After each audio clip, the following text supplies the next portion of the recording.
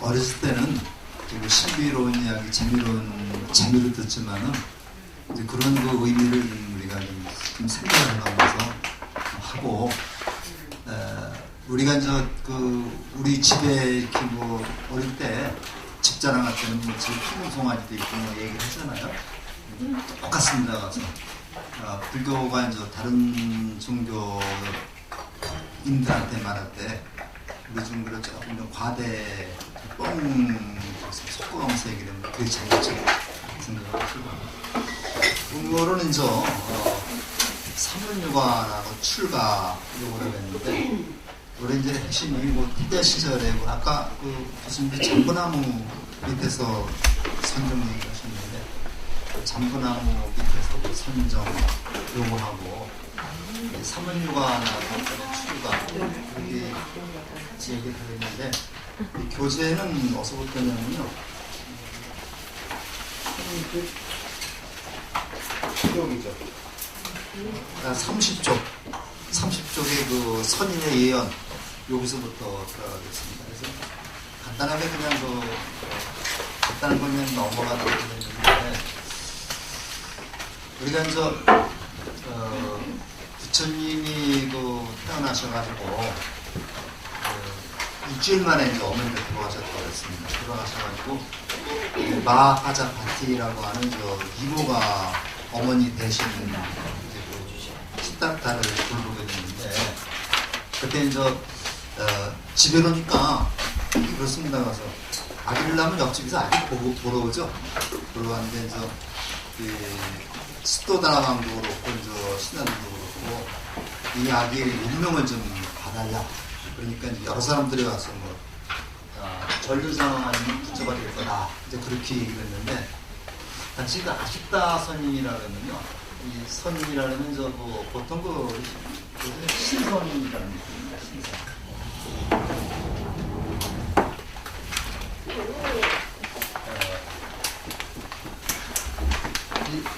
신선선자가 산에 사는 사람은 신선이라는 거죠. 이제 사람 입장에다가 뱃산자입니다. 아시다 선인이라는 굉장히 영향력이 큰 사람이 있었는데, 이분이 딱 점을 쳐보니까 갑이라고게 대단한 사람이 될 사람이 난 거예요. 그래서 이 사람이 수선 내려왔습니다. 내려왔는데, 아까 우리가 김재익 교수님이 천상천하 유화독전 300개고 아당한지 그 말씀 적으셨죠? 그렇게 잘 들어보시고, 사실은 중요한 게 뒤에 있는 게 더 중요한 겁니다. 그래서 앞에 것이 우리가 지혜라면 뒤에 거는 자기고, 이거는 남에게 베푸는 거예요. 상대의 모든 사람들을 다 부처가 되게끔 내가 이렇게 노력하겠다, 그런 얘기인데, 그 사람들에 따라서 이제 앞에 것을 더 강조하는 분이 있고 뒤에 것을 더 강조하는 분이 있는데요. 제가 보기엔 제뿐만 아니라 우리나라 분들이 이제 많이 하시는 말씀이, 한국 불교가 천상천하 유화독전은 잘하는데 3개의 계고 아당한지는 모른다. 이게 바로 문제다. 그러니까 자기 수행을 위해서는 열심히 깨달으면 열심히 수행하는데 남에게 베푸는 게 없다는 얘기죠. 그래서 우리가 그런 점을 발생했는데, 이게 같은 학자들에 따라서 또는 어떤 관점에서 보느냐에 따라 다를 수밖에 없어요. 그래서 제가 요즘에 읽은 책 중에서 양영진이라고 양영진이라는 분인데요. 이분이 서울대 물리학과 출신입니다. 굉장히 똑똑한 분이죠. 이분이 자연과학과 불교를 연관시켜서 쓴 책이 있었는데, 그분이 주로 하는 얘기가 도봉산이라는 산이 있는데, 그거를 의정부 쪽에서 보는 도봉산하고 서울에서 보는 도봉산은 다르다. 하지만 도봉산의 뿌리는 같죠. 그러니까 모든 우리가 그쪽에 사람마다 다 보는 관점이 달라요. 그래서 근본 하나입니다. 장님 코끼리 만지기라는 말 있습니다. 코끼리 한 마리를 장님이 4명이 만졌는데 다 다르게 얘기합니다. 그래서 원래 코끼리는 변함이 없습니다. 그래서 우리가 이렇게 부처님 말씀도 학자들에 따라서 보는 바가 다 다릅니다. 그래서 법상정도 생기는 거고 법성정도 생기고 조계정도 생기고 다 그 정도가 생기는 거니까 그렇게 좀 알아두시고 좀 하시면 되겠습니다. 이분이 이제 내려왔어요. 내려와서 이제 딱 아기를 한번 안아보더니 눈물을 흘려. 눈물을 흘리니까 어떻게 했어요? 이 스도다나 왕이나 이 사람들은 굉장히 걱정이 되겠죠. 혹시 아기가 무슨 나쁜 저기로 가지고 있지 않나 했는데 이분의 얘기입니다. 왕자님은 최상의 깨달음을 얻어 최상의 깨달음이 안욕따라 삼약삼발이라고 얘기를 합니다. 많은 사람이 이익을 베풀고 연민하여 이게 바로 지혜고요. 여기 자비입니다. 많은 사람에게 이익을 베푸고 이게 자리이고 이게 이타가 되는 거죠. 항상 그래서 불교에서는 지혜와 자비, 자리와 이타 이게 항상 따라다니는 겁니다. 동전의 앞뒷면은 같이 따라다니는 건데 진리를 밝혀 불릴 것입니다. 왕자님이 최고의 진리를 설하기 전에 저는 죽을 것이겠다. 그래서 내가 왕자님의 그 가르침을 받지 못하고 죽는 것이 너무 안타까워서 내가 눈물을 흘리는 것이다. 이렇게 얘기해요. 근데 그 당시에 이제 인도에는 요런 부처라고 붓다라고 하는 그 존재와 전륜성왕이라는 존재가 같이 있었어요. 우리가 기독교도 보면 혹시 그 김동리 씨가 쓴 소설 사반의 십자가라는 소설 본 적 있습니까? 읽으신 적 있어요?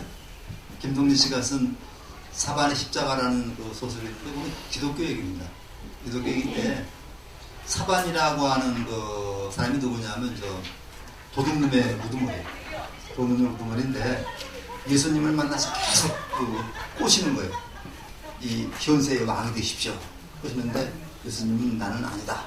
나는 현세의 왕이 되지 않고 하늘의 왕이 되겠다. 이렇게 아주 갈등을 일으켜가지고 결과적으로 사반도 나중에 붙잡혀서 예수하고 같이 죽게 됩니다. 그래서 우리가 이제 예수를 보면은 예수 전기를 보면은 세 사람이 같이 죽죠. 십자가가 이렇게 세 개가 있는데 가운데는 그 예수가 이렇게 못 박히고 옆에는 사반, 여기는 또 한 이름 없는 그 사람인데 이 셋이 같이 죽습니다. 같이 죽는데 사반이 마지막에 죽으면서까지 이제 예수를 조롱합니다. 내가 하느님의 아들이라면 내려와봐라. 이렇게 얘기하고 이쪽에는 이제 마지막 예수님의 말씀을 듣고 예수님한테 이제 그 귀의를 하게 되죠. 요 사반입니다. 그러니까 사반하고 이제 그 예수의 갈등을 통해서 예수가 진정 이 땅에 내려오는 의미가 무언가를 되돌아보는 게 이제 사반의 십자가라는 아주 유명한 소설입니다. 김동리가 처음엔 기독교 사상에 심취를 했어요. 그래가지고 이제 그렇게 하다가 나중에 답을 얻지 못하고 불교를 전향을 합니다. 전향을 해가지고 등신불과 같은 그런 소설을 쓰게 되죠. 그 다음에 거기서 또 그 불교와 우리 재래신앙을 갖다 다시 합질해서 나온 게 유명한 문효도, 을화라는 소설이 있죠. 문효도를 갖다 이렇게 장편을 끊는 게 을화인데 을화가 이제 노벨상 후보에 올랐다 받지 못했습니다. 그래서 김동리 그 때문에 사반의 십자가, 그 다음에 등신불, 을화 세 개를 딱 읽어보시면은 사상이 그대로 나오는데 불교하고 무속신앙이 한 덩어리가 되고 그런 데서 됐고 이광수도 치면은 기독교의 그 심취를 합니다. 그래서 그 유정이라는 소설이 있죠. 유정이라는 소설이 있고 그 다음에 이제 그 무정이라는 소설, 유정이 있고 무정이 있습니다. 무정이라는 소설은 기독교적인 그런 소설이죠. 그래서 그 다음에 또 그 사랑이라는 소설이 있어요. 그래서 안빈이라는 의사가 그 환자한테 주사를 넣을 때 사랑하는 마음이 가득해서 주사를 넣으면 환자가 빨리 낫고 미워하는 마음으로 주사를 넣으면 환자가 못 깨어나는 이런 얘기가 이제 사랑에 나오거든요. 기독교의 사상이 심취가 됐었는데 여기서 답을 얻지 못하고 다시 불교로 들어와요. 불교로 들어와서 이제 원효대사라든가 무명이라는 소설이 있어요. 무명이라는 것은 완전히 불교 소설이고 2차 도네사라든가 통해서 이제 나중에 불교에 심취해서 나중에 법화경도 이제 번역을 하고 그래요. 그런데 이제 그 시사에서도 하늘에서의 왕이라는 개념, 이게 그런 개념이 있고 구세주라는 개념이 있고요. 또는 현세에서의 왕이라는 개념이 있습니다. 마찬가지로 인도에서도 정신적인 최고 지도자를 부처님이라고 했고, 그 다음에 세속적인 최고의 그 지도자를 전륜성왕이라고 했어요. 전륜성왕이라고 했는데, 예, 그러니까 붓다는 사실은 그 보통 명사입니다, 이게. 근데 수도다나왕은 누굴 원했겠어요? 여길 원했겠죠? 여길 원했겠죠? 예? 그런데 아시타선은 선인은 이쪽으로 간다는 거예요. 그래서 이제 계속 수도다나왕이 이제 그 아들을 갖다가 놓고서 이제 고민하고 갈등하는 내용이 나와요. 이게 이렇게 해서 이제 그 시다르타 태자가 아주 잘 크고 있습니다. 그런데 자, 우리가 떼쓰는 일도 없었고 이렇게 됐다. 어떻게 생각하세요? 너무 어린애답지 않죠? 어린애는 어른은 나와야 됩니다. 나와야 되는데 이 원인이 뭐라고 생각을 하세요? 친어머니가 안 계시거든요. 그래서 나는 그 어린애가 어른답게 크는 건 아니라고 봐요. 어른은 어른답고 학생은 학생답고 어른은 어른답고 그렇게 커야 되지 않나 그런 생각을 하는데, 나도 저 손자 셋에다가 손녀가 하나 있는데 좀 더 어른애 나와요. 그냥 어른애 낳고 이제 중학생부터 전부 다 이제 초등학교 다 들어가고 그랬는데, 뭐 그냥 초등학교 4학년으로 타고 큰 중학교 2학년으로 타고 그러니까 좋더라고요. 근데 괜히 그게 해서 이제 어른 노릇하는 건 잘못된 거다. 근데 이게 그렇어요. 내가 보기에는 어머니가 없으니까 이제 이렇게 나. 거기다가 이제 왕이 되게 되니까 이거 다 배우는 거죠. 3배다라서 리그베다, 3다리가 전다가 그 브라만 교의 경전입니다. 이게 물론 리그베다, 3다베다, 아주르베다. 음은 제례 문법 특히 전부 다 그 당시에 왕자들이 공부했던 필수적인 과목이 됩니다. 근데 우리나라에서는요, 우리나라 중에서는 있는 건 배우는데 이건 안 배워요. 수학, 신화, 이걸 배워야 되거든요. 그래서 우리 혹시 그 이산이라고 하는 영화 있었죠? 정조대왕. 근데 딱 잠을 자는데 항상 칼을 옆에 놓고 자는데 암살자가 들어오면 칼을 들어서 이렇게 막 부려져. 어떻게 생각해요? 진짜 같아? 가짜 같아? 그거 다 배웁니다. 가서. 그 왕자들 와서 진짜 왕자들은 그 태자들은 칼도 잘 쓰고 다 합니다. 똑똑합니다. 예? 그렇게 되는데 이거 다 배웠어요. 다 배워가지고 여기서는 더 가르칠 게 없을 정도로 다 이렇게 똑똑했던 거예요. 이렇게 해서 이제 전륜성왕 길을 열어갔다. 이것에 누가 이렇게 시켰겠어요? 아버지. 그러니까 과외 열심히 시킨 거죠. 과외 열심히 시켰는데 글쎄 이게 참 이렇게 과외 시켰는데 나중에 이게 아무것도 쓸모가 없게 되어버렸습니다.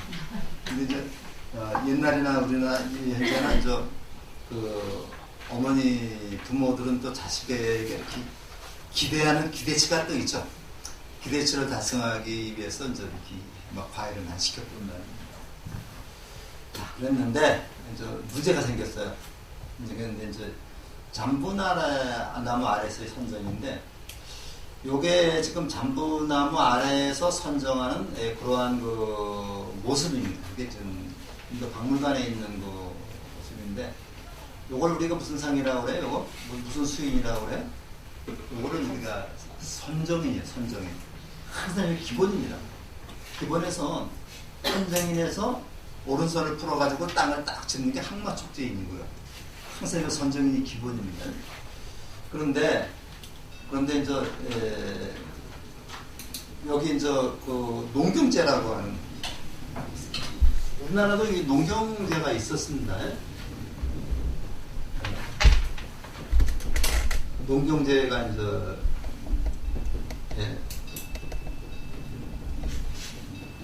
농경제가 있어가지고 이제 풍작을 기원하는 그런 제사가 있어서, 그 서울에도 가면 저기 경복궁역에서 이제 내려와서 저쪽에 이제 그 왼쪽으로 가게 되면 경복궁이 이제 우리가 보기에 경복궁의 왼쪽이고, 우리가 보기 거기서 보면 궁극부터에서 오른쪽이 되죠. 여기 사직공원이 있죠.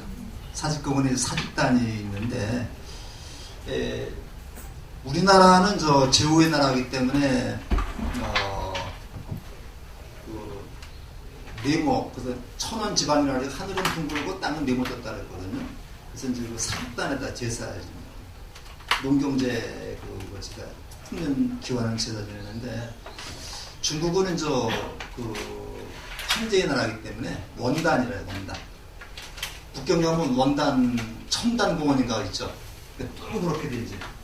거기서 이제 황제가 그 하늘에 제사를 지내는 거고, 우리나라는 제국이기 때문에 하늘에 제사를 지낼 자격이 없습니다.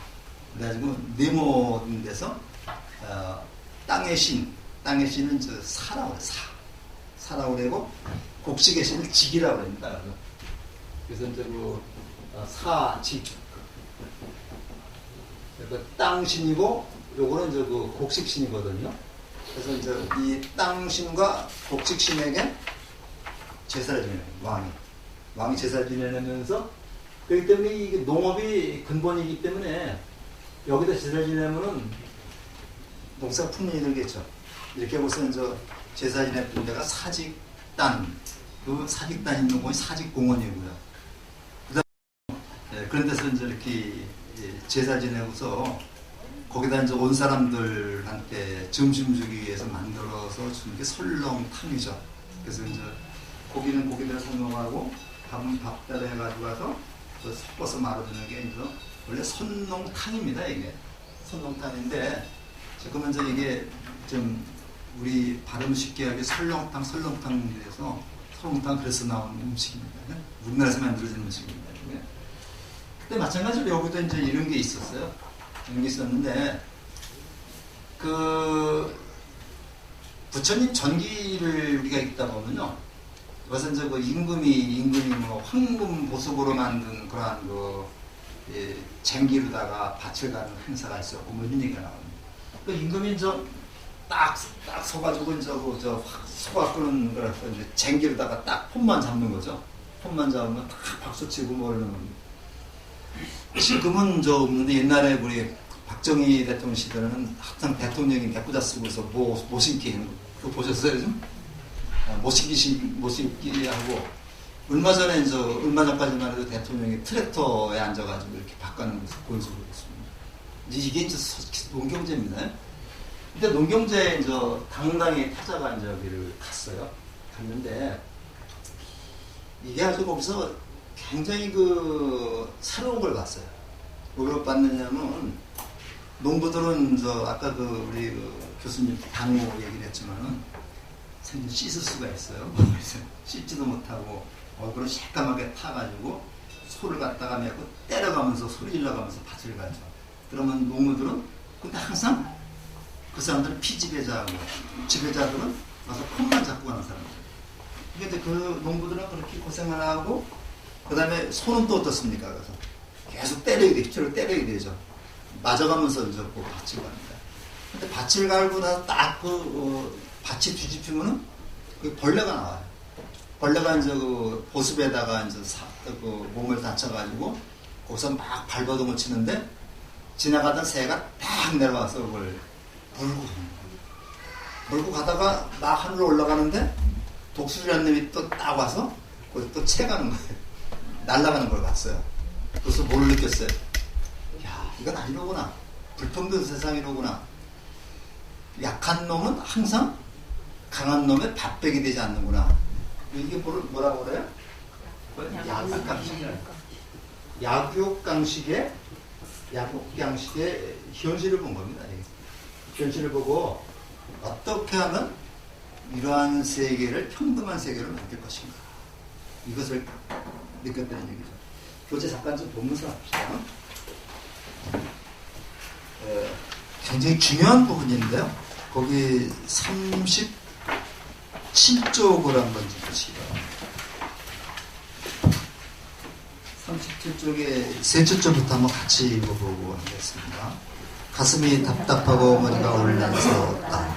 이슬을 과시하는 부산한 몸짓과 과장한 분들을 뒤로 태자의 발길은 한적한 숲으로 향했다. 태자는 조용한 곳에 우뚝 선 장군나무 아래 두 다리를 펴고 서성에 있다. 반듯하게 선 서리와 우유를 찾아드는 숨길 따라 설명했다. 강한 자들이 약한 자들을 부창히 짓밟는 것이 현실이었다. 어떻게든 살아남으려고 알고도 묻혀뒀지만 약자들의 고통과 몸부림은 강자들의 지성한 수고리밖에 안 됐다. 그들 역시 강한 자들 앞에 몸을 살아가려는 운명을 내리실 때 사망에 들떠 있었다. 거기까지가 이제 야구 강식이에요. 그 다음에 이제 그걸 보고 어떻게 느꼈나를 같이 보겠습니다.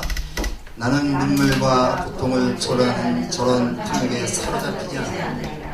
해가 길고 일어나는 음악소리도 잦아들 무렵 행사장에 태자가 선기서리고 한바탕 소리 사바로 터를 차면서 대선들은 커다란 장부나무 아래 깊은 강물처럼 고요한 태자의 얼굴은 알 수 없는 평온함이 넘쳐흘렀다. 장부나무도 태자의 선전을 방해하고 싶지 않았던지 기운은 일살에도 그녀를 옮기지 않고 기차처럼 그늘을 누리고 있었다. 태자의 몸은 숲에 쏟아나가는 자신도 모르게 몸을 낮췄다. 사랑하는 아들아, 내가 너에게 절을 하게 되는구나. 이 부분이요, 굉장히 중요한 부분입니다. 이 잠보나무를 다른 말로 연두수라고 그래요. 나무가 많이 나옵니다. 나무가 많이 나오는데 연부수라고 그러는데 연부수 아래에서의 선정, 이걸 우리가 이제 정관이라고 합니다. 연부수 아래의 선정이 부처님이 깨달음을 이루는 아주 중요한 전기가 됩니다. 중요한 전기가 돼서 86쪽을 한번 보세요. 86쪽을 한번 보시면요, 그 밑에서 넷째 줄, 밑에서 다 여섯째 줄을 한번 보세요. 부왕과 함께 참석한 농경제에서 잠부나무 그늘에 앉아 선정에 잠긴 일이 있었다.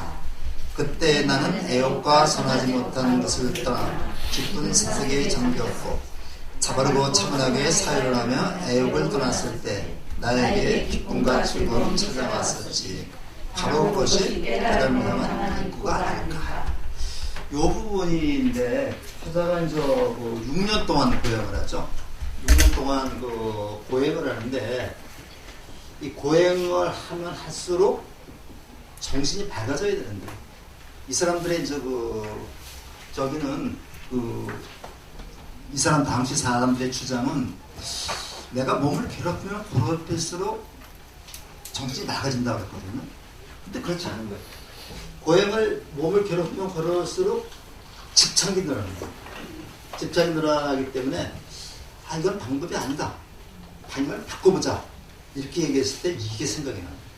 이게 생각이 나가지고 그러면 내가 고행을 이제는 포기하고 새로운 방법, 이때는 또 새로운 방법으로 시도해야 되겠다. 자기가 방법이 잘못됐을 때는 방법을 바꿔야 되죠. 그렇죠?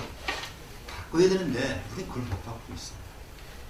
어찌든지 그걸 딱 합리화시키려고 그러는데 내가 가다가 그게 아닐 때는 다시 돌아서서 와서 가더라도 바꿔야 됩니다. 그래서 과감히 바꿉니다. 바꿔가지고 이때 떠올리기 위해서 그럼 어떻게 해야 되느냐?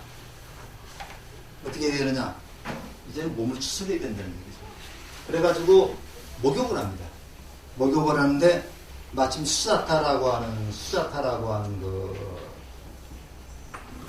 소녀가 우유로 만든 죽을 가지고 지나가다가 옆에 목욕하고 쓰러져 있으니까 불쌍해서 그 수행자한테 그 떠는 먹여줍니다.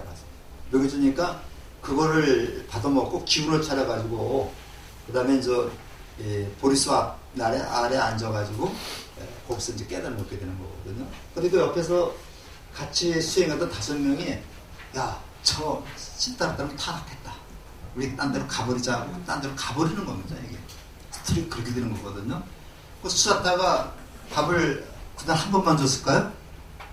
계속 줍니다. 식사다가 집이 그 근처거든요. 굉장히 아버지가 장군이니까 잘 사는 집인데 계속 밥을 줘서 이거는 이제 나중에 수자타의 집에다가 탑을 만들어요, 기념으로. 수자타 탑이라는 탑이 있는데 지금 많이 허물어져 있습니다. 이렇게 해서 이제 깨닫게 되는 건데, 이때 이 모습을 우리는 보통 초선정이라고 해요. 초선정이라는데, 초선정, 이선정, 삼선정, 사선정이 나와요.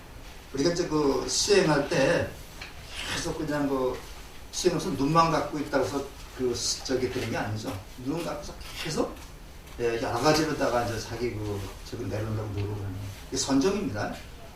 근데 초선정에 들어서 사선정에도 이렇게 듣고 이렇게 듣고 그 다음에 이렇게 쭉 해가지고 깨달음을 얻게 되는데, 깨달음이라고 하는 요 목표로 가는 첫 번째 입구가 여기라는 걸 갖다 기억을 하는 거예요. 그래서 일로 가서 방향을 다시 잡는 거예요. 그래서 우리가 어떤 일을 하다가 아니다 싶을 때는 포기가 아닙니다. 이거는요. 포기인 듯 보이지만은 더 큰 것을 이루기 위한 재도전이 되는 거죠. 그래서 항상 우리가 이런 부처님의 이런 수행 과정을 통해서도 우리가 한번 방법이 잘못됐을 때는 과감하게 바꿔봐라. 이런 것을 한번 생각해 볼 수가 있는 겁니다. 그래서 저는 이 부분이 굉장히 중요하다고 생각을 해요. 그래서 이것도 이제 한번 우리 요 부분만 떼가지고 한번 법보에도 실으려고 생각을 글을 써놓고 있어요, 지금요. 그래서 그러니까 이제 너무 거룩한 모습이기 때문에 아버지까지 같이 절을 합니다.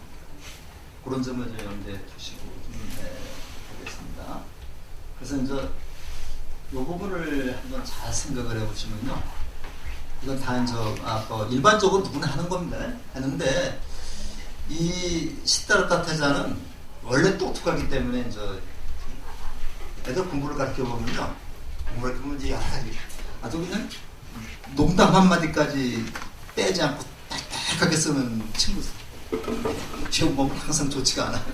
좋지가 않고 이렇게 뭐를 질문했을 적에 그냥 한 마디만 뚝 하면 알았습니다 하는 사람이에요.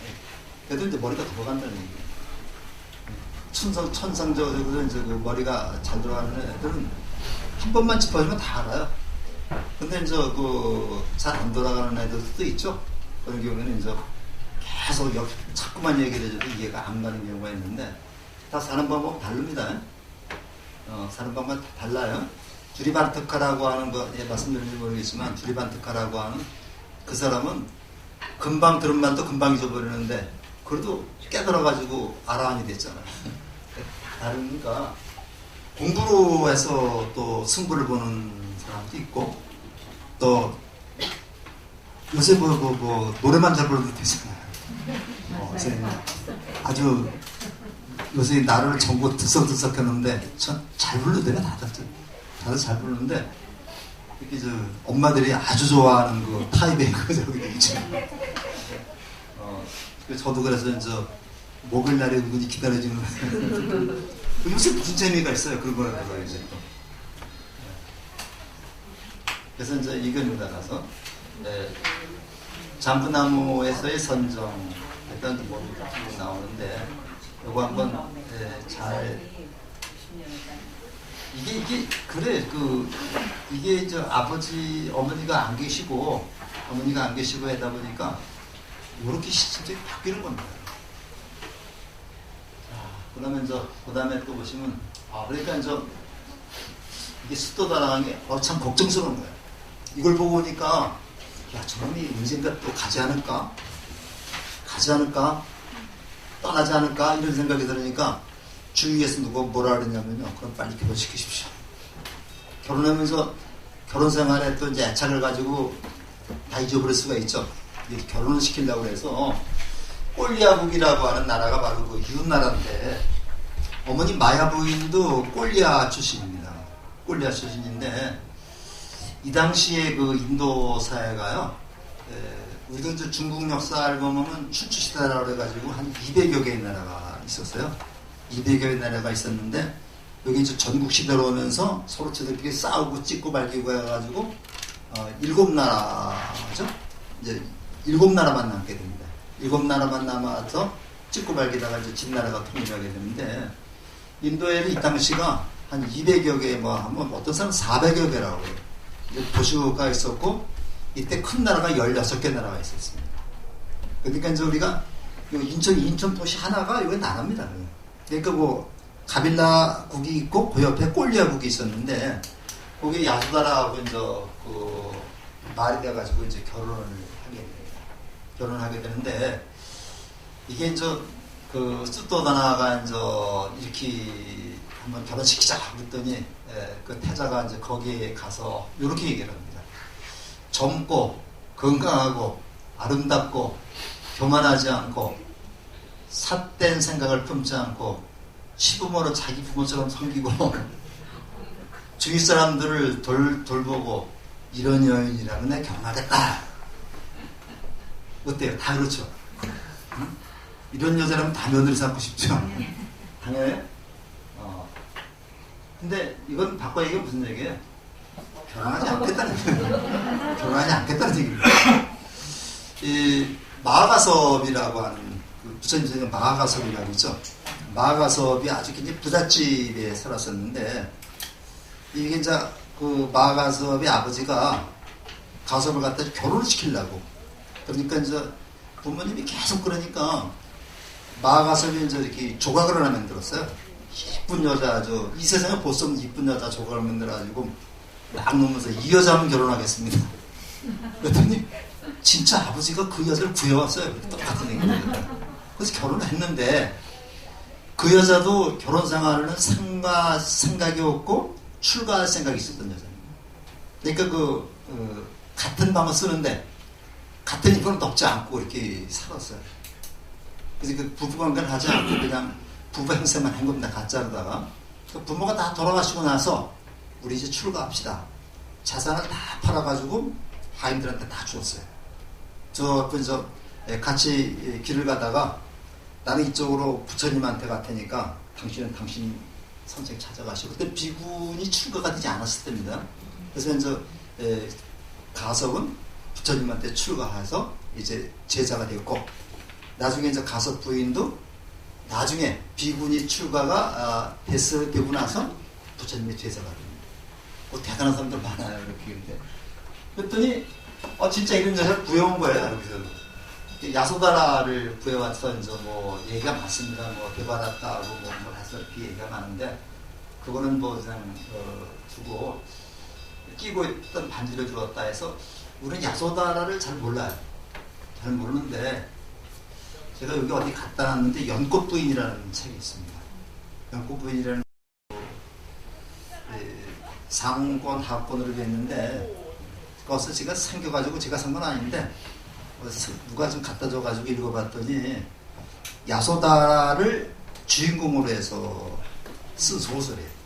소설인데 그냥 상상이나 자료 다 잡아가지고 미국 사람이 썼는데, 야소다라가 바로 관세음보살의 화신이라는 그런 결론을 해요. 그러니까 야소다라도 부처님만큼 훌륭한 수행자인데 부처님이 가려서 보이지 않는. 그래서 이제 그런 연꽃 부인이라고 있어요. 이게. 그래서 이제 됐는데, 나중에 야소다라도 출가하죠. 출가합니다. 일주일에 야소다라 결혼 선지랑 경합이었는데, 이때 이제 이겨서 결혼을 하게 됩니다. 결혼을 하게 돼가지고 이제 다시 보시면요, 호화로운 궁중 생활을 했는데, 아무래도 아버지가 보기에 이제 시다르타가 출가에 버리지 못한 것 같아서 삼지전이라는 경전을 궁전을 치고요. 삼지전이라 해가지고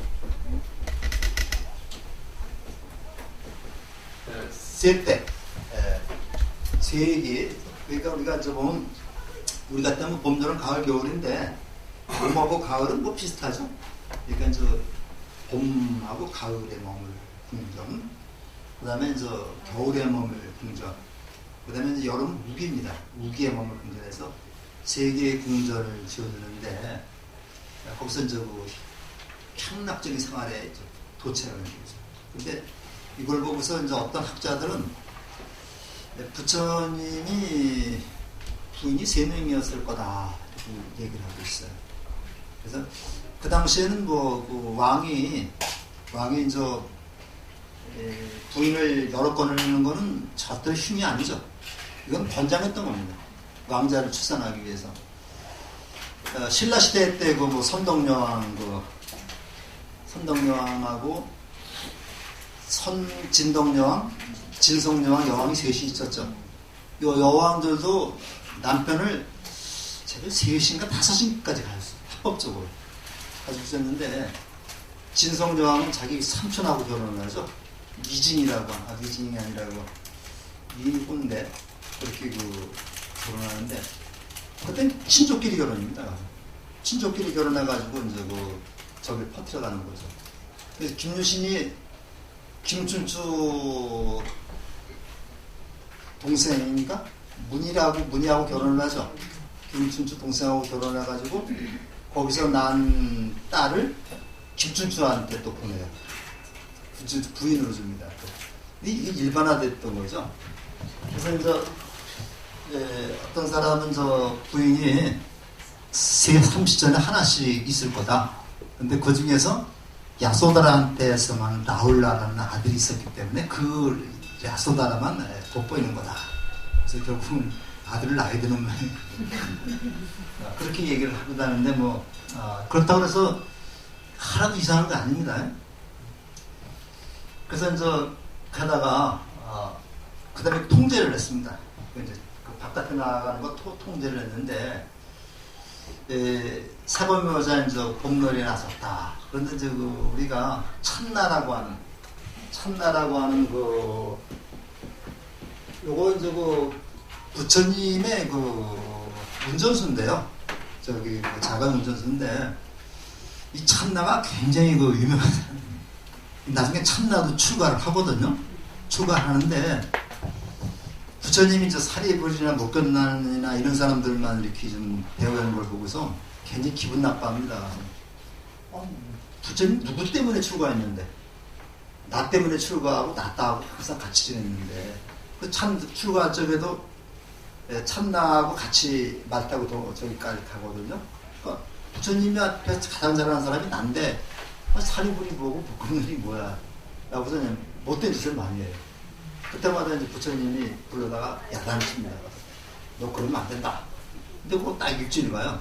일주일 지나면 또 행패를 부리려니까 골치가 되게 아픈 거예요. 그러니까 이제 부처님이 돌아가실 때 아난이 비서실장이죠. 아난이 부처님한테 부처님 근데 돌아가시면서 참나를 어떻게 해줬습니까? 저 골칫덩어리인데니까 부처님 뭐라고 하실 거예요? 누구도 참나하고 말을 섞거나 같이 행동하지 말라. 쉽게 하면 망다시켜라. 망다시켜라. 그것은 안 된다. 그렇게 이제 얘기를 하니까 부처님 돌아가시고 나서 진짜 아나니 부처님 말씀인데 지금부터 이 순간부터 누구도 참나하고 말을 하거나 함께하면 안 된다. 망다시켜라니까 참나가 기절을 해버리거든요. 기절을 하고 다시 바깥으로 향했던 그런 분노가 자기 안으로 들어옵니다. 그래서 뭐를 보게 되냐면요. 그러면 나는 누구인가? 나는 누구이기 때문에 이렇게 왕따당하게 되는가? 이거를 생각해가지고 결과적으로 성자가 됩니다. 그런 방법도 이제 우리가 그래서 이제 우리가 왕따라고 꼭 나쁜 것만은 아닌데 이거를 나쁘게 보기 때문에 그래요. 이거 자기 자신을 살펴보는 그런 대로 갈 수 있는 거거든요. 얘기가 좀 빗나갔는데 이렇게 하면서 이제 네 군데로 한번 여행을 가는데 항상 동남서북입니다. 동남서북인데 동쪽으로 가니까 누굴 만났다 그랬어요? 노인들을 만납니다. 늙은이를 만나 이런 모습이죠. 늙은이를 만나는데 늙는다는 것은 참 서글픈 일이로구나. 생기를 들고 있는 모습을 다 저하고 싫어하는구나. 사람한테는 누구도 늙음을 피할 수 없다. 나도 저렇게 피할 수 없으리라. 그러면 우리가 진짜 부처님이 이때가 29살입니다. 이때까지 늙는다는 사실을 몰랐을까요? 늙는 사람이 무엇을 몰랐을까요? 요 글자에 주의를 해봐야 돼요. 그래서 이제 우리가 항상 이제 우리 그 단어 요거를 굉장히 주의를 해봐야 되는데, 요거 사문 유관입니다. 이게 유관인데 왜 하필이면 관자를 썼을까? 그 본다는 말이 견자도 있고 시자도 있고 굉장히 많습니다. 근데 왜 하필 관이라는 말을 썼을까? 사문유견이라고도 할 수 있는데, 그래서 이거를 우리가 어떤 책을 보니까 엑스레이식 관찰이라고 그래요. 엑스레이는 뭘 보는 겁니까? 그래서 우리 겉에 그걸 보는 게 아니라 속에 있는 병균이 뭐가 있는가 이걸 보는 게 엑스레이죠. 이게 관입니다. 이게. 그러니까 우리가 이제 관상이래요. 관상이라면은 그 사람 얼굴이 이쁜가, 얼마나 피부가 거친가 이걸 보는 게 아니라 그 얼굴 속에 담겨있는 그 사람의 운명, 팔자를 보는 게 관상이죠. 그래서 관이라고 하는 말은 그럴 때 쓰는 겁니다. 그러니까 우리가 그냥 늙는다는 요 모습만 보고 봤으면 유견이라 했을 거예요. 근데 유관이라는 것은 늙는다라고 하는 사실을 통해서 왜 사람이 늙을 수밖에 없는가? 늙은다는 사실을 극복할 수 있는 방법은 없는 것일까? 요거를 살펴봤잖아요. 그래서 우리가 제가 처음에 대학 가서 돌아가서 홍정식 교수한테 불교를 처음 공부를 했어요. 불교인문이라고 좀 많은 책이 있었는데 지금 제가 가지고 있습니다만은 그거를 가지고서 불교를 공부를 했는데, 그때는 동대에서는 종교 과목이 교양 과목 항상 있습니다. 불교학개론이라고 그걸 넣었는데, 그때 홍정식 교수가 그런 말씀했던 게 기억이 나요. 이걸 갖다가 그냥 29살 먹은 석관모니가 늙는 거 처음 봤다는 건 말이 안 된다. 근데 이렇게 봐도 좋고 어떻지만은 처음 늙는다는 사실 처음 하는 건 아니죠. 그때 늙는 사람, 노인을 보고서 저 늙는다는 것이 저렇구나. 내가 항상 이렇게 다니던 길을 다니면서도 그냥 무심히 봐왔던 것이 어느 날은 새로운 의미를 가지고 보일 때가 있어요. 내가 늘 다니면서 어떤 꽃을 그냥 들꽃을 늘 봐왔는데 오늘따라 그 들꽃에서 새로운 의미가 생기는 거예요. 그러니까 이것도 마찬가지로 시타르타 태자가 이 동쪽문을 다니면서 늙은이가 나타난 모습을 봤는데, 이때 늙은 사람의 모습이 시타르타에게는 새로운 모습으로 다가옵니다. 새로운 모습으로 나와서 모든 사람은 늙는구나. 늙는다는 것이 저렇구나.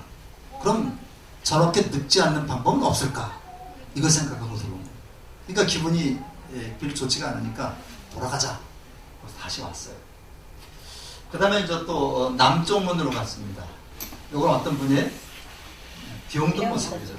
병든 모습인데, 자, 이게 이렇게 쭉 나와가지고 남쪽 성문 길가에 거적대기를 쓰고 섬뜩한 귀신물과 사람이 누워 있었다. 엉겨붙은 머리칼에 벌건 정경 문을 긁어지고 더러운 피고름이 흘러내리고 있었다. 토에 놓은 게 빙글었다. 저 사람인들 저 아픔을 상상이나 했을까? 저 사람들 시키는 날은 전부 공감했으리라. 찬란한 미래를 꿈꾸고 많은 이들의 기도를 받으며 넘치는 하루를 살았으리라. 나 역시 저렇게 병드는 것은 피할 수 없으리라. 누구나 그렇죠? 누구나 젊었을 때는 늙는다는 거 상상할 수가 없어요. 자기만은, 나만은 안 늙었잖아요. 근데 이렇게 살다 보면은 손자들 커가는 모습 보고 좋아할 때 나는 늙어가는. 근데 그게 자연스러운 거예요. 그게 자연스러운데, 우리가 늙는 것을 인정하지 않는 거죠. 인정하지 않으면 누구만 괴로워? 나만 괴로워요. 그래서 우리는 늙으면서 인생 계급장을 많이 달고 있습니다. 근데 이게 계급장 기억다는 게 아니라 내가 살면서 하나하나 내가 얻은 계급장이잖아요. 근데 이걸 억지로 필라고 하니까 문제가 생기는 거예요. 그러니까 자연스럽게 받아들이면 됩니다. 그러면 또 죽음이 가져오는 거고. 이렇게 가면서 이제 요거에 대해서 다시 한번 생각을 해보게 됩니다. 그 다음에 이제 남쪽 문을, 서쪽 문을 가니까 죽은 사람의 모습을 보는 거예요. 죽은 사람의 모습을 보는데 항상 해가 어떻게 돼요? 동쪽에서 떠가지고 서쪽으로 지기 때문에 항상 죽음의 세계는 서쪽입니다. 그래서 우리가 서방정토라고 얘기를 하잖아요. 서방정토라고 얘기를 하고, 저기에는 우리 중국에서도 항상 서쪽은 죽음의 세계입니다. 죽음의 세계가 돼서 우리가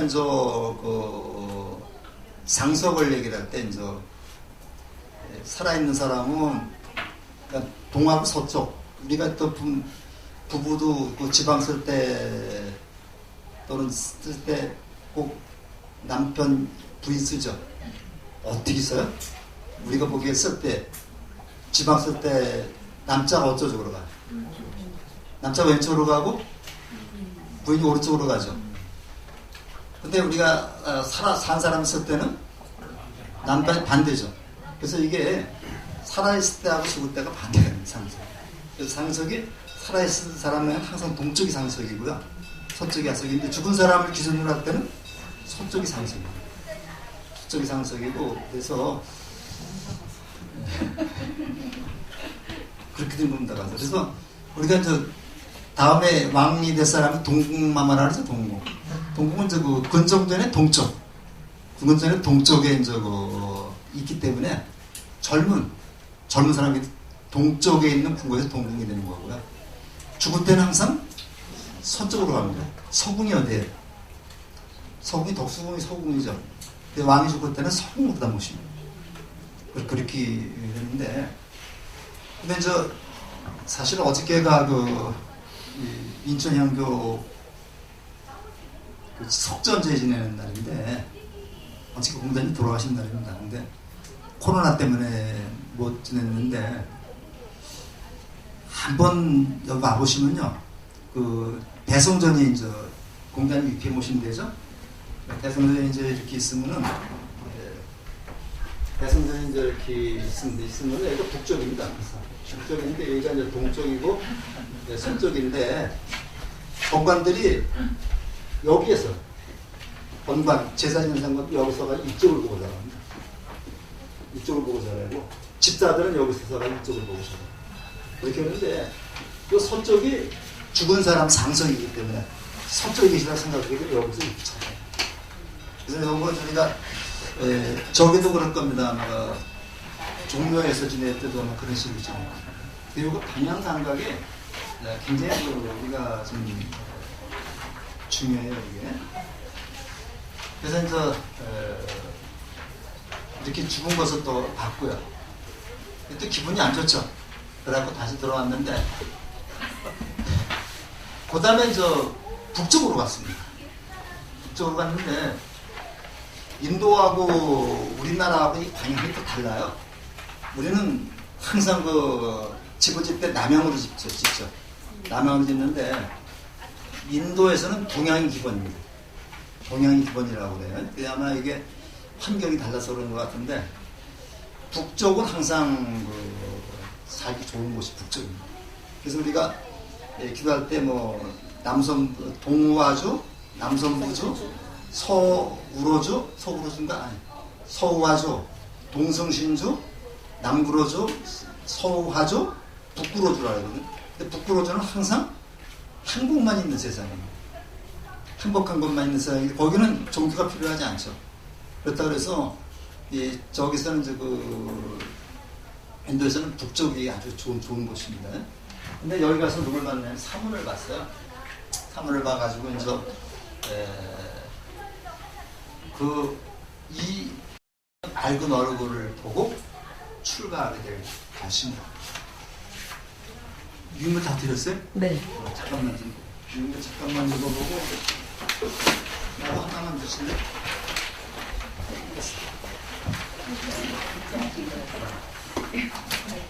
여기서 사문유관 요거 좀 보는데 지금 내긴 게 사문유관입니다. 이제 중간쯤 보세요. 중간쯤 보면은 부처님은 왜 출가했을까요? 사문유관 생로병사 혹은 윤회의 고통에서 벗어나기 위해 출가했다고도 합니다. 그러나 이것은 출가의 일부에 불과하다. 즉 죽음으로 대표되는 인간의 실존적 고통을 인식하게 될 계기로만 파악한다면 자칫 부처님의 수가 지극히 개인적인 관념적인 도피적인 전략을 오해시킬 수밖에 없다. 늙기 싫어서 병들기 싫어서 이렇게 하면 아니라는 얘기죠. 그 다음에 그 뒤부터 삶이나 인생이 근본 속성 가운데 하나인 존재한다는 모든 것은 소멸한다는 무상을 감지 관찰하고 무상에 굽히지 않는 그 무엇을 찾기 위해 출가한 것은 아닙니다. 누구도 죽음을 피할 수 없다는 점, 아무리 아름다운 것도 한순간 더러운 것으로 변할 수 있다는 사실이 남달리 예민한 태자의 관찰력과 감성을 제압했고, 그래서 종교적 신성이 쌓였던 것은 아닙니까? 어머니 마야왕비의 죽음은 태자에게 깊은 생각의 씨앗이 됐을 것이며 출가에 적지 않은 영향을 미쳤다고 여겨집니다. 마야왕비가 아마 그렇게 죽지 않고 살아 있었다면 출가라는 게 없었을지도 모른다는 그런 생각이죠. 태자는 끊임없이 사색을 통해 무상을 극복하고 노력하려 했던 것입니다. 북문 밖에서 만난 출가 수행자인 사문에게서 태자는 새로운 세계를 만났고 무상을 벗어날 길을 찾은 것입니다.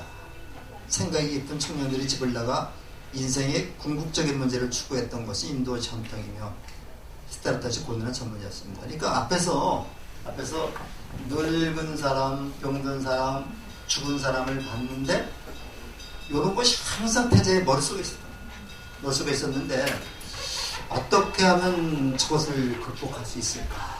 어떻게 하면 늙지 않고 병들지 않고 죽지 않고 살 수 있을까? 그러다가 그 해답을 얻은 게 삼문이라는 거죠. 그래서 이제 출가했는데 그 대반열반경이라는 그 경전입니다. 마빠리 밑바나스타로 해가지고 내가 29에 왕성한 젊음에 집을 나와 출가하니 오로지 선함을 위하여 하네. 중간에 생략하고요. 추구한 원인은 진리 영역, 그것이야말로 진실한 출가. 이것 따르면 사문하니리 하고 출가 당시의 그 심정을 둔 그런 내용들이 경전에 나타나고 있는데 조금만 쉬었다가요. 지금 또 입법개품이라고 있어요. 입법개품이라고 이제 굉장히 유명한 품입니다. 무비스님 말씀을 들어보면 불교의 그 핵심은 화엄경에 있고 화엄경의 핵심은 입법개품이다. 입법개품이 이제 어떤 거냐면요. 선제동자라는 수행자가 있는데 선제동자가 맨 처음에 문수보살을 만납니다. 문수보살을 만나가지고 문수보살한테 가르침을 받고 남쪽으로 한 사람 한 사람에서 53분의 선지식을 만나게 돼요. 그래서 52분을 만나고 52분을 만나고 다시 문수보살한테 갑니다.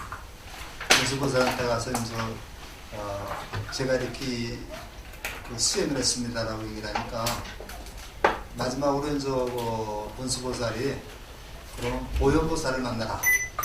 보현보살을 만나서 가르침을 받아라. 이렇게 가지고 보현보살을 마지막으로 만나요. 그러니까 53분을 만나는데 문수보살은 2번 만납니다. 2번 만나고 이제 문수보살 만나서 맨 처음에 시작을 해가지고 맨 마지막에 보현보살을 만나는데 보현보살을 만나가지고 10가지 행동 지침을 받아요. 이게 보현 행원품인데 굉장히 좋은 경전이에요. 법화경에 부록으로 나오는데 아시다시피 보현보살은 무슨 보살이? 신천의 보살이죠. 그리고 문수보살은 지혜의 보살입니다. 그래서 불교는 지혜로 시작해가지고 실천으로 끝나는 거다. 요거를 이제 아주 간추려서 요약해 놓은 게 법성경입니다. 법성경이고 요 위상스님이 법성계를 가지고 지도를 만들었어요. 그게 법궤도인데 우리 마당에 있는 법궤도가 저겁니다. 그래서 그 법궤도로 들어가면서 꺾이는 게 53번에 꺾여요. 15분 53번 꺾이는데 그거는 법계에 들어간 사람은 이대한 선지식을 만나서 수행을 해야 된다. 그래서 반드시 거의 실천으로 옮겨야 된다. 굉장히 깊은 의미를 가지고 있습니다. 그래서 아마 명상원에서 그 여러분들이 선제동자가 되고 여러분 선제동자가 되는 겁니다. 그리고 이제 53 선지식을 만나는 아마 여행을 부도 여행을 계획하고 있는 모양입니다. 1년에 12번 만나니까 한 5년 걸리나요? 5년 걸리는데 그렇게 걸리죠? 그렇게 걸리는데 그래서 이제 5월 21일 날 이제 시작을 하는 모양인데 네, 창단식. 이건 저기 들어오시면 잘 아시고 이거는 제가 알기로는 그냥 가서 성지순례가 아니라 가서 이제 거기서 실제로 생활도 하고 법문도 듣고 그래서 아마 젊은 삐죽보고 하는 게 아니라 거기 가서 같이 참선도 하고 그냥 지도도 받고 그러는 걸로 알고 있습니다. 미얀마 또 얘기를 하시는데 가서 그냥 관광도 물론 하겠지만은 주요 목표가 선원에 가서 그분들하고 같이 참선 수행하는 그런 걸 제가 알고 있는데 이건 마무리 해주시면은 빠지지 말고 좀 하셔야 됩니다. 그 전에 우리가 성지순례단하고 조금 개념이 다른 그런 겁니다.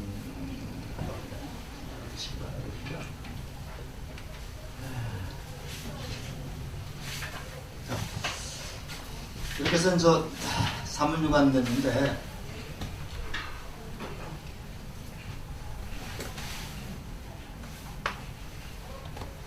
여기까지 했죠?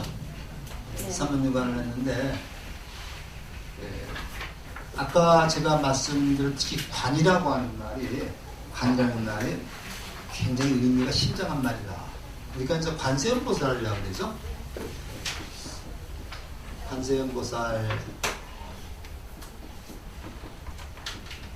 이건 세간에 우리가 사는 세간입니다. 세간에 사는 중생들의 소리입니다. 어떤 소리겠어요? 고통 번민의 소리죠. 세간에 있는 중생들의 고통과 번민의 소리를 보는 겁니다. 보는 거. 살펴보시고 듣는 게 아니고 듣는 건 어때? 밥 달라고 울어야만 듣는 거예요. 그 피동적입니다. 근데 보는 거는 울지 않아도 보기만 하면 아는 거야. 우리가 어머니들이 아기를 기를 때 아기 얼굴만 보면 어디 아픈지 알 수 있죠? 이거 모르는 어머니 아니죠? 아버지들은 몰라도 이게 보는 아기가 아픈 것을 울지 않아도 보고 이거를 잘 이끌어주는 분이 바로 어머니라는 그런 어머니와 같은 그들의 관세음보살입니다. 중생들의 아픈 소리를 보고 살펴보고 그분들을 이끌어주는 보살이 관세음보살입니다. 이렇게 하면 조금 이해가 더 빨리 가죠? 네. 불교 단어 공부만 하면 불교가 돼요. 근데 이걸 안 하니까 이걸 안 하고 그냥 대승경 법화경 금강경 하니까 이해가 안 돼요. 그러니까 불교 어려운 거예요. 그래서 내가 임원반에 가서 내가 그런 얘기를 하는데 스님들 법문 굉장히 조심해서 들어야 됩니다. 나는 불교 TV 법문 틀어서 맨날 부처님 스님들 법문 듣는다. 불교는 아닙니다. 호면만 이해될 수 없는 얘기예요. 저 스님 무슨 얘기하는지 하나도 몰라요. 이걸 알기 위해서는 저 밑에 우리가 이제 아한경부터 공부해야 돼요. 우리가 천태지사대에서 그랬잖아요. 부처님이 처음에 딱 가지고 21일 동안 화엄경을 설하니까 아무도 알아듣지 못하는 거예요. 여롱여화라 그래서 귀머거리 같고 벙어리 같지 아무도 알아듣지 못하더라. 안 되겠다. 다시 아함경으로 가서 아함경을 12년 동안 설합니다. 실설하고 방등경을 8년을 설하고 그 다음에 반야경을 22년을 설하고 나중에 법화열반경을 8년을 설합니다. 이것이 이제 우리가 불교 공부하는 순서입니다. 그래서 이걸 갖다 우리가 옷이 그렇게 이야기하는데 화엄실, 그 다음에 아암실, 방등실, 반야실, 그 다음에 이제 법화 열반실 해가지고 했는데 우리는 암경을 한 글자도 열어보지 않고 맨날 금강경 뭐저 법화경 이런 것만 가지고 따지고 있어요. 우리 절에서 암경은 그냥 전부 다 소승이라고 밀어버리고 그래서 공부도 안 하는 거예요. 사실 그거 공부를 해야 되거든요. 암경이나 니까야 공부를 한 다음에 이게 단계적으로 올라가야 되는데 그 단계를 건너떠 가지고 대학생들이 배우는 걸 배우려면 안 돼요. 자, 그래서 이제 여기 나가가지고 자, 이거 누구 말씀입니까? 훌륭하십니다. 그 사문을 보고 하는 거예요. 남남선이 두 발의 정중에 이를 올렸다. 인도의 예법이요. 인도의 예법은 내가 존경하는 분에게는 그 발을 씻어드리는 게 가장 예법입니다. 그분들은 맨발로 다녀요. 지금도 맨발은 아닙니다. 다만 더운 나라기 때문에 무좀 같은 것 때문에. 그래서 우리 지금은 모르겠는데 그 전에 동남아 쪽에서 큰 스님 모실 때는 맨발 슬리퍼 신고 그랬어요. 이거 저기 때문에 무좀 때문에 그러네. 그러니까 와서 발을 씻겨드리고 이렇게 예의를 표하는 것이 기본이기 때문에 우리가 정례를 할 때 딱 해가지고 이걸 들어서 이렇게 접종력 올려주죠. 발을 받들어 올린다는 얘기예요. 그 스님의 부처님의 가장 낮은 곳을 내 위에다 모신다는 얘기예요. 이게 바로 하심이죠. 근데 그런 마음을 가지고 우리가 공부를 해야 되는 거고 스님을 대할 때도 그런 마음으로 대해야 되는 거예요. 그래서 부처님은 그 스님들은 법문하실 때 부처님 말씀을 전해주는 거기 때문에 항상 이 중생들보다는 부자들보다는 한 단계 높은 데서 있어요. 좌복을 깔아도 저 스님은 좌복을 2개를 깔고서 설법을 해야 되는 거예요. 근데 그렇게 설법하는 게 진짜 그 부처님 밥을 제대로 전할 수 있는 설법이 해야 되는 거죠. 거기서 뭐 농담 따먹기는 안 되는 거예요. 네. 그래서 이게 참 그래요. 네. 그 다음에 횃불로돈을 밝힌 무렵 시종의 말을 타고 수리를 해야 돼. 저녁 무렵까지 이렇게 기뻐가지고. 그러니까 태자님 기뻐하셨죠. 그 아들 낳으셨는데 굉장히 규모하게 맞췄죠. 짜 맞춘 겁니다. 짜 맞춘 건데. 그러니까 라울라가 속박이라는 인도 말입니다. 그러니까 내가 출가하려고 하는데 나를 붙들게 수 있었구나. 이렇게 해서 라울라라는 겁니다. 근데 그게 이름이 되어버렸다는 얘기죠. 근데요, 사실은 인도 사람들의 그 브라만 사람들은 가죽이 출가기 이렇게 있어가지고 항상 한 번은 출가를 합니다. 지금도 태국 같은 데서는 한 번 출가하죠. 출가하는데 정식적으로 출가를 하기 위해서는 자기 대를 이어들 자식을 낳아야만 정식적으로 합법적으로 출가할 수 있었다고 그래요. 그러니까 우리가 자손을 이어나가는 본능, 자손을 잇겠다는 본능이 강하는 거죠, 이게. 그렇기 때문에 어떤 사람들 학자들의 얘기가 동물이라든가 인간의 가장 큰 본능은 배를 자손을 이루는 것이다. 그것도 내피줄. 그래서 우리나라는 성으로 나옵니다. 성으로 나와가지고 이왕이면 나와 똑같은 성을 갖기를 원하죠. 그러면 아무래도 아버지들은 아들을 요즘에는 많이 바뀌어가지고 딸을 원하는 분도 많이 있지만 옛날에는 아들을 낳아야지만 인정을 받았죠.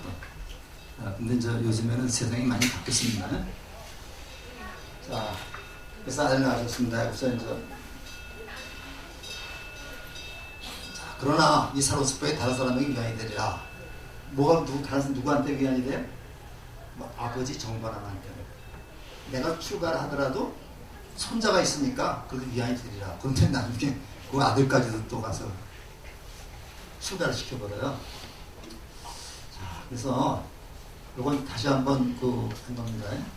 노인, 병자, 장례를 이번 만났다. 이 늙고 병들고 죽는 것이 뭐 때문에 생겨요? 태어나기 때문에 생기는 것이다. 그래서 우리가 생로병사를 기본적인 그 고통이라고 말하는데, 그렇다면 사실은 저기가 생명의 탄생은 축복입니다. 축복인데 여기서 고통이라는 것은 이것을 잉태하기 때문에, 이거를 낳게 하기 때문에 그렇다는 거지. 이것이 진짜 우리가 출생하는 게 축복이 아니다 이렇게 생각하면 안 되죠. 그래서 요거를 이제 우리가 더 구분해서 공부하기 위해서, 알기 위해서는 불교 공부를 더 좀 하셔야 됩니다. 그 전에 이제 어떤 인문반에서 이제 한 몇 년 됐습니다. 인문반에서 이제 어떤 분들이 이 고통 속에 있는 생로병사의 중생들이 극락에 태어나기 위해서는 빨리 죽어야 되지 않느냐. 그러니까 우리가 죽는 것도 축복이지 않냐 이렇게 질문한 분도 있었는데요. 축복이라기보다는 이게 이제 업사상이 있습니다. 우리 김경치도 업사상 배웠죠. 업사상이라는 게 있는데, 내가 죽을 때 업을 그대로 가지고 가요. 업을 가지고 가는데 내가 지은 그 업대로 내가 또 세상을 봤습니다. 이게 이제 업생이라고 그래요. 업생이라고 그러는데, 그래서 이제 무조건 죽으면 죽는 게 죽을 때까지 공부를 해야 됩니다. 죽을 때까지 공부를 해가지고 착한 업을 많이 쌓고 악업을 소멸시켜야지만 다음 생에도 착한 집에 금수저로 태어날 수가 있다. 그래서 우리가 이제 더 자꾸만 경전 있고 그러다 보면은 저렇게 맥힐 때가 있는데, 그때마다 그거 자꾸만 극복해 나가야 됩니다. 세상에 이제 그 얘기를 하는데 그냥 평지만 가는 건 아니잖아요. 까딱하게 올라가야 되고 그러는데, 올라갈 때마다 포기해버리면 못 가니까 그거를 극복해서 올라가면 또 다른 시야가 펼쳐집니다. 그래서 내가 공부를 하면서 딱 내가 모르던 게 막 나오면 그렇게 기쁠 수가 없어요. 나는 여기서 다시 한번 고백하지만, 수행이라는 말이 갈고 닦는다, 뭘 닦을까, 이거를 생각을 했는데, 어떤 책을 보다 보니까 수행이라는 말이 인도 말로 바와나라는 말을 갖다가 수행으로 바꿨다. 근데 바와나라는 말이 뭐냐? 어느 보니까 무엇으로 바꾸다 이런 뜻이라고 그래요. 그러니까 무엇으로 바꾼다는 것을 바와나라고 그랬는데, 이거를 중국 사람들이 수행을 하는 말을 바꾼 거야. 그러니까 전혀 이해가 되지 않는 거죠. 그러니까 이걸 보면 내가 중생심을 부처의 마음으로 바꾸다. 중생엔 내가 부처가 되는 거. 중생엔 내가 부처가 되는 게 수행이다. 이렇게 얘기니까 너무 기분이 좋다. 그러니까 요거는 잊어버리지 않는데, 내가 나도 공부는 많이 못했습니다만, 책을 읽고 이렇게 공부를 하다 보면은 반뜩 와서 떠오르는 게 있어요. 떠오르는 게 있는데, 이거는 꼭 불교뿐만 아니라 여러 가지 책을 보면 또 이렇게 나옵니다. 제러드 나이아몬드 교수가 쓴 총균세라고 하는 책이 있습니다. 이게 이제 역사 사회 비판서인데, 요즘에 딱 들어맞죠. 총은 무기, 전쟁. 쇠는 박테리아, 병균. 그 다음에 쇠는 산업 멋진 능력. 이 세 가지가 우리 세상을 복잡하게 만들고 그런다는데, 요즘에 이 바이러스라고 하는 거, 코로나라는 세균이 이 전쟁보다 더 무섭죠. 그래서 그분들의 책을 읽으면서, 이 사람들이 성각자로구나. 근데 총균세를 읽고 공부를 한 사람이 이제 유발 하랄이라는 사람이, 이스라엘 사람이 있는데, 이 사람이 총균세를 읽고서 이제 쓴 책이 이제 사피엔스라는 책이 있어요. 사피엔스라는 책이 이제 600페이지 되더라고요. 그래서 이걸 내가 이제 읽어보니까, 우리가 수렵사회에서 농경사회에서 과학문명사회로 바뀌는데, 과연 우리가 이 과학문명사회에 살면서 과연 행복한가? 이 질문을 던지더라고요. 옛날부터 행복. 우리가 원시인을 보면서 어저께도 김종만이 나와가지고 아마존강에서 뭐 이렇게 뭐 뱀도 만져보고 그런 게 나오는데 거기에서 사는 사람하고 거기 사는 사람보다 과연 우리가 행복하게 사는가? 물론 물질 문명의 발달이 편리하긴 하겠지만은 편리하다는 것이고 행복은 아니죠. 과거 우리 그 당군 할아버지 때 그 살던 그런 사람과 지금의 나를 비교해 볼 때 또는 당군 할아버지도 아마 자동차 못 타고 왔을 거예요. 세종대왕도 못 타봤고. 근데 난 자동차를 내가 가지고 타는데 과연 내가 행복할까? 하면 여기 우리가 한번 생각을 해보는데 유진 하랄이라는 그 사람이 과연 지금의 나는 원시 시대에 수렵 시대에 그 사람들도 과연 행복하게 살고 있는가? 행복을 느끼고 있는가? 이런 질문을 던지더라고요. 그 답은 각자가 알아서 주시기 바랍니다. 그 사문이라고 하는 거는요, 이거는 저 불교 용어가 아니라 고대 인도에 이제 이른다는데 니르바나 행복. 요거 니르바나를 요즘 말로 바꾸면 행복입니다. 행복을 찾아서 떠난 사람들을 우리가 이제 사문이라고 합니다. 이런 사문들이 보통 머리를 많이 깎는데 머리를 깎는 이유는요, 머리가 번뇌씨야. 이게 번뇌나무라고 해요. 번뇌풀이라고 합니다. 그래서 그걸 번뇌초라고 해요. 번뇌초라고 해가지고 번뇌초를 갖다가 닦아버린다는 것은 내가 새로운 세계를 가겠다라고 하는 그러한 희망, 그러한 의지의 표현이라고 볼 수 있는 거예요. 그러니까 스님들이 괜히 머리를 깎는 게 아니라 머리를 깎음으로써 내가 번뇌의 근본을 잘라버리겠다. 이런 각오를 가지고서 우리가 스님들이 머리를 깎는 거기 때문에 우리는 스님들을 우리가 가볍게 봐서는 안 되는 거죠. 그러니까 스님들은 우리가 스님들대로 존경하고 그분들의 법을 배우도록 하는 거고, 가르쳐 배워야 되는 거고, 다른 스님들도 마찬가지입니다. 중생들에게 부처님의 가르침은 정확히 전달하기 위해서, 가르치기 위해서 노력해야 되겠죠. 스님이 나보다 나이가 어리다 해서 조금 좀 소홀이다 그러면 안 되는 겁니다. 그림으로 여기서 식사를 따뜻하자고 여기 노인네 병든 사람 이거 이제 쭉 봤습니다. 그래서 이제 어떻게 했냐? 이제 출가를 하죠. 출가를 하는데 이게 이제 우리 출가 지금 교재가 제가 이제 저기까지 왔어요. 어디까지 온 거냐면은 집을 나서다 52페이지까지 왔습니다. 거기 보면 여섯째 줄에 한 나그네가 광야를 거닐다가 코끼리를 만나 도망치고 있었다. 여기가 나오죠. 이걸 우리가 이제 안수정등이라고 합니다. 이걸 이제 안수정등이라고 하는데 이 안수가 안자가 여기 무슨 안자예요? 이게 대안가를 안수예요. 강가를 안수라고 합니다. 이 숫자가 나무 숫자, 정이 우물정자, 이게 등자가 있었네.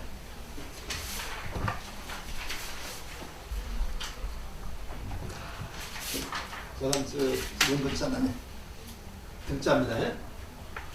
여기 교재에 있는 거로 보시고 안수정등이라고 그러는데 이제 근데 가등이란 말 쓰요.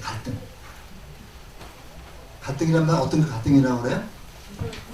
마음이 이렇게 흩날리는 게 가등이라고 그러죠.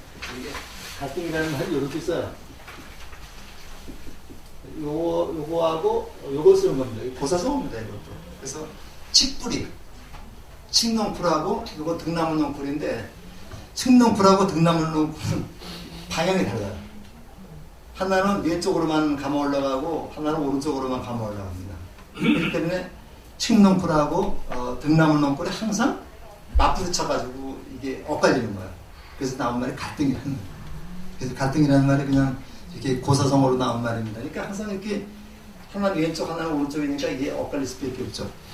근데 지금 저 물가에 물가에 이제 나무가 있는데 여기에 이제 우물가 형자죠. 근데 요거는 저 독일의 어떤 그 철학자가 이걸 보고서 인생을 아주 기가 막히게 표현한 거예요. 그러니까 어떤 사람이 길을 가는데 코끼리가 이제 막 미친놈의 코끼리가 막 뛰어나는 코를 위로 하고 거기서 막 나를 밟아줄 기세가 오는데 이 사람이 막 도망가다가 옆에 이제 그 등나무가 하나 있고 그 밑에 우물이 있어가지고 이제 그 밑으로 등나무 뿌리를 잡고 내려가서 이제 어느 정도 이제 그 중간쯤 가가지고 보니까 내려가려고 보니까 밑에는 뱀이 많은 동룡 뱀이 그냥 나오기만 해봐라 다 잡아먹겠다고 입을 벌리고 있어요. 그 위로 올라가려고 보니까 코끼리가 위에서 딱 올라오기만 해봐라 이러요. 근데 또 양쪽에서 그 우물에 폐우물에 이렇게 벽에서는 4마리 뱀이 또 그냥 혀를 날름거리면서 그냥 오기만 하면 잡아먹겠다. 꼼짝도 못하죠. 그런데 어디선가 꿀이 5방울 똑똑 떨어져요. 5방울 먹고 이렇게 달콤하거든요. 거기 취해서 있다 보니까 그 바로 내가 잡고 있는 등나무 넝쿨을 하얀 쥐하고 검은 쥐가 교대로 와서 갉아먹는 거예요. 그러니까 어떻게 되겠습니까? 갉아먹으면 죽는 거죠. 그래서 그건데 조금 그거를 좀 쉽게 더 상징적인 의미를 좀 알려주기 위해서 우리가 이유물을 만들었습니다. 그러니까 맨 뒤에서 3번째 단어를 한번 봤어요. 위험 딱 봤습니다. 이 이야기는 우리의 인생을 비유한 것으로 세상을 살아가는 모습이 어떠한가를 말해주고 있습니다. 코끼리는 세월의 무상함을 상징하고 있습니다. 세월이 무상합니다.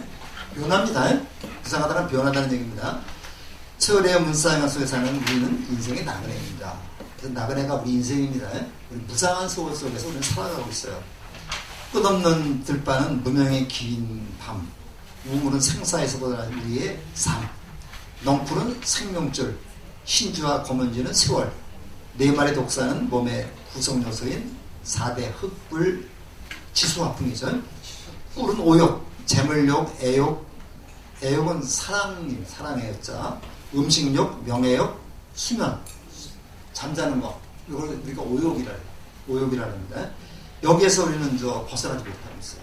돈 많이 벌어야지, 국회의원 돼야지, 이쁜 여자 만나야지. 자, 어떠고 있다. 병은 삿된 생각, 버릇 삿된 생각, 들불은 늙고 병듦, 공룡은 죽음을 각각 비유한 것이다. 이것은 우리 인생에서 무상 및 무지에 관한 경각심을 일으키기 위한 이야기입니다. 절대 절명의 상황에 처한 우리 인생이 어떻게 하면 이 위기에서 벗어날 수 있는 생명을 누릴까요? 우리가 이제 이것을 화두로 삼아가지고 우리가 공부를 지금 하자는 얘기죠. 그래서 요거는 이제 한번 꼭 좀 읽어보시면 되겠고요.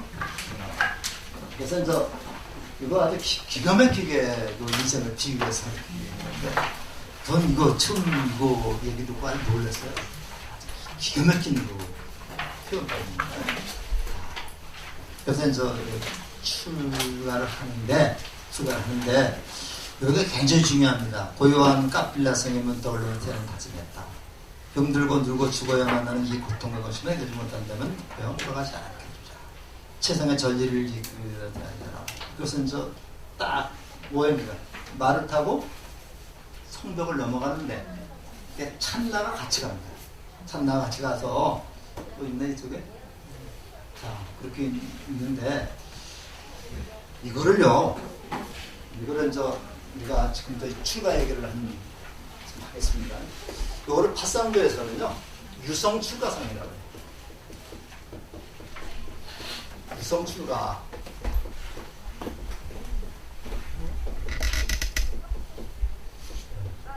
유성 출가라고 말하는데 핵심이 여기 있습니다. 유자 있는데 유자가 어떤 유자냐면요. 유자가 어떤 유자냐면 뛰어넘을 유자. 뛰어넘을 유자입니다. 우리가 부처 시다르타 대자가 출가를 하는데 성문을 열고 나간 게 아니고 성을 여자고 뛰어넘어. 그럼 뛰어넘는다는 거하고 성문을 열고 한다는 건 어떤 차이가 있어요? 성문을 열고 하는 것은 합법적으로 하는 거. 그죠? 합법적으로 하는 거고, 그건 성문을 뛰는 거 불법적으로 하는 거고. 그죠? 합법적으로 갈 때는 내가 가지고 있는 모든 걸 다 가져갈 수가 있습니다. 술에 실어서 가져갈 수가 있죠. 근데 합법적으로 성문을 뛰어넘을 때는 빈몸으로 가야 됩니다. 아무것도 가져갈 수가 없어요. 술에 가지고 뛰어넘지 못하니까. 그러면 출가하는 게 뭐냐? 내가 모든 것을 버리고 그냥 훌륭하는 거다. 이걸 우리가 독일의 야스퍼스라는 철학자가 있습니다. 야스퍼스 또는 야스펠스라고 얘기를 하는데, 이분은 이걸 갖다가 출가를 뭐라 하냐? 대파기다. 이걸 번역을 하면요, 위대한 출가다. 위대한 진나섬이다. 이걸 왜 위대했다고 했느냐? 내가 기존에 가지고 있던 모든 것을 다 버리는 겁니다. 내가 가지고 있는 모든 기득권을 다 버리고 새롭게 출가한다. 이게 굉장히 중요한 얘기입니다. 내가 기존에 가지고 있던 그 부, 명예, 그 다음에 야소다라도 버렸죠. 라울라도 버렸죠. 왕위도 버렸죠. 모든 것을 다 버리고 가니까 여기서 이것을 버리고 뛰어넘었을 때, 뛰어넘는 순간 시다르타 태자는 타자도 아니고 일반 서민과 똑같은 사람이 되는 거죠. 그렇죠? 그래서 이 출가라고 하는 개념이 내가 가지고 있는 모든 것을 다 버리고 똑같이 중생과 똑같은 모습으로 바뀌는 것이다. 이게 평등사상입니다. 그러고 나서 이제 출가하고 나서 마가다국으로 가가지고 거기서 옷을 바꿔 입어요. 사냥꾼하고 옷을 바꿔 입어가지고, 사냥꾼 그것도 이렇게 옷 바꿔 입는 것도 마찬가지입니다. 내가 가지고 있는 모든 권한을 다 버리고서 하나의 순수한 인간의 모습으로 돌아가서 다시 시작하겠다. 그렇기 때문에 불교는 항상 평등사상이 바탕이 되어 있는 거예요. 브라만, 쿠자트리아, 바이샤, 슈드라라고 하는 이 사성계급이 있었죠. 사성계급의 타파가 불교에는 바탕이 되어 있는 것이다. 여기에서 깨달음 얻는 거죠. 그래서 깨달음 얻는 게 우리가 안욕따라 삼맥삼벌이라고 얘기를 하는데, 안욕따까지가 이제 안욕따라 삼맥삼벌을 무상, 정등, 정각이라고 해요. 무상, 정등, 정각이라고 하는데, 아자가 무라고 번역을 하고, 욕따라를 상이라고 번역을 하고, 그 다음에 이제 삼맥을 정등, 정각, 무상, 정등, 정각이라고 번역을 하는데, 요게 아자고요. 요게 아자고, 요게 상이 욕따라, 요게 정이 삼, 요게 삼맥, 요게 요게 보리, 이렇게 번역이 되는 거거든요. 그러니까 요게 정등이라는 말이 평등이고요. 평등이라는 말이고, 요게 깨달음이라는 얘기입니다. 그래서 불교의 부처님이 증득한 것은 평등사상과 깨달음사상. 그래서 우리가 출가라고 하는 말이 단순히 집을 나온다는 말이 아니라, 내가 가지고 있는 기득권을 모두 버리고 하나의 중생으로 돌아가서 수행을 한다. 이런 개념으로 우리가 봐야 되겠습니다. 내가 이렇게 출가를 하면서 이렇게 왕위도 가지고 가고, 그 다음에 돈도 가지고 가면 출가가 되지 않죠. 그래서 항상 우리는 이런 마음을 가지고 살아야 되겠다. 그래서 출가라고 하는 말을 다시 한번 우리가 좀 잘 살펴봐야 되겠다. 그리고 내가 깨달아서 중생을 구조하겠다는 이러한 원을 가지고 내가 살아야 되겠다. 이게 발언입니다. 내가 이렇게 산다라고 하는 그런 원을 가지고 사는 것을 다 발언이라. 음력이 잘못해요. 음력 2월 8일입니다. 일단 지워보여주고 음력 2월 8일이고, 깨달음 이른 성도 제일이 열반 제일이 음력 6월 15일이 됩니다. 이렇게 코끼리가 있고 여기 뭐 이렇게 그림이 있죠. 자, 그래서 출가의 의미가 뭐냐 이렇게 거창하게 얘기했지만 결과적으로 한마디로 얘기하면요,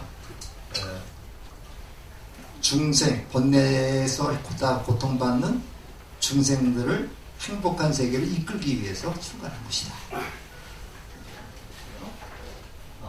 됐네요. 그래서 이렇게 해서 오늘 강의는 조금 일찍 끝냈고요.